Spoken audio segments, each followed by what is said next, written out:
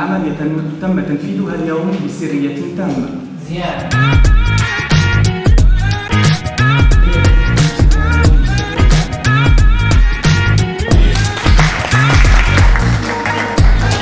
خارجية الأمريكية اليوم الأحد على إصابة طفل مرضي في قصف جوي إرهابي.